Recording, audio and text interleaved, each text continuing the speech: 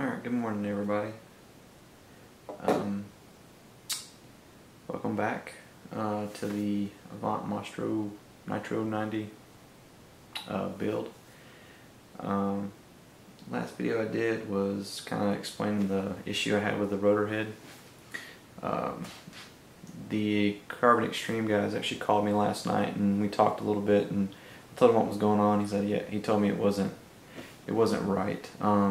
If you do have like a head that has some kind of a little bit of friction on it, you can sand it like I was doing, but I had nearly 2 millimeters that I had to get rid of, and it was just too much.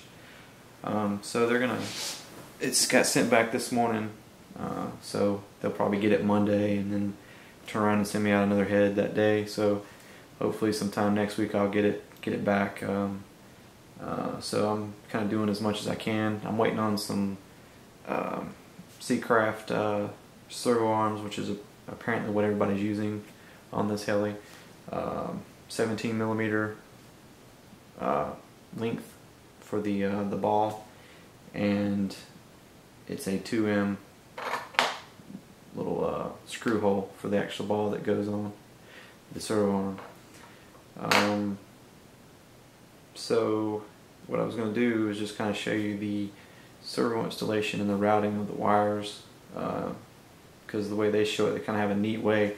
It's kind of hard to see, but take this off. Unplug that.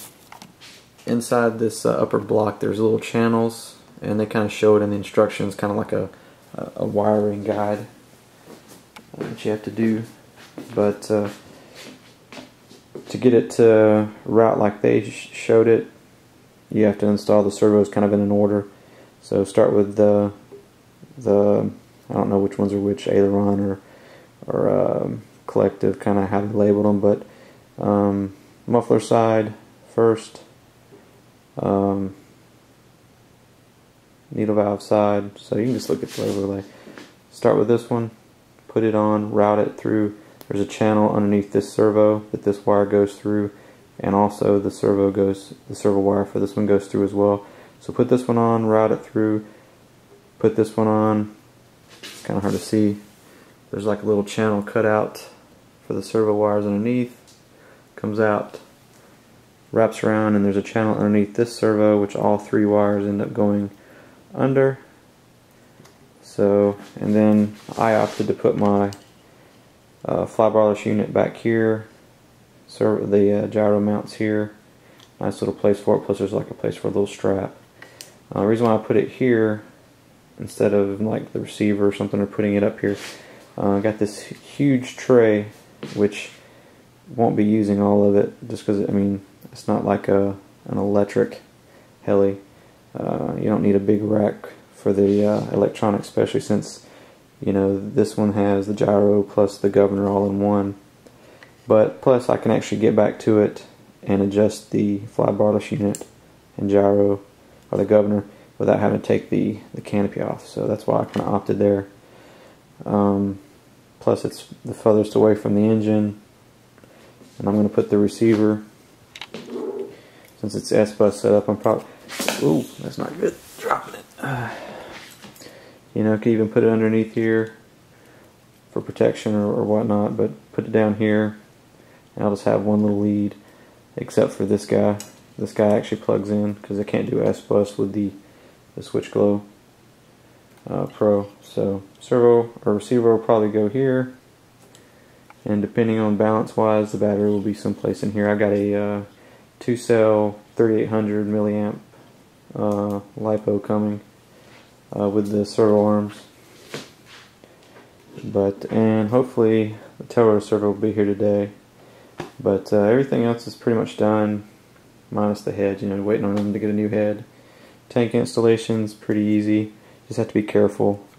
Gluing these rubber dampeners on the CA doesn't hold very well. I almost, if I have a problem with them coming loose or coming off, I may just use like a rubber type cement to hold them in place. I think that would hold up better than a CA. But goes in nice and snug. I did have to trim some for the muffler and the actual, it's hard to see, but the carburetor opening, I had to trim a little bit for that, and then the governor sensor trimmed. But other than that, everything's together. The belt tension, the way they describe it, you basically pull the tail boom out until the follower arm almost touches the stop, and that's supposedly the right tension. Pretty simple. And then for your tail rotor servo rod, carbon rod, you got to put a piece of shrink tubing to kind of protect it. So I just pulled it all one way to make sure it wouldn't, you know, come out of the channel, and then pushed it the other way. So two places they use the red Loctite versus the blue. This little screw here to hold the bell crank on, and red Loctite for this little the ball end. This was pretty straightforward, you know, thrust bearings just like the main head. This assembly, the pitch slider was already assembled. I checked it to make sure it was tight, but be careful not to over tighten it because this is plastic, it'll strip it. And there was one little collar in here that you have to tighten up. So you push the collar against this wall, push in, and lock it down and get to it from the back end here. So pretty easy installation. I do like the layout, how everything is. It's nice and easy to get to everything. So other than that, that is about it. Just wanted to kind of show you guys that. I took a couple pictures, but it's easier to kind of understand what they're doing. I will be putting either shrink wrap or wire sleeve on these just to kind of keep them from rubbing. There's really no sharp edges, but you never know. It's plastic on metal, vibration over time, it could, you know, cut the wires. So that's about it. You guys take it easy.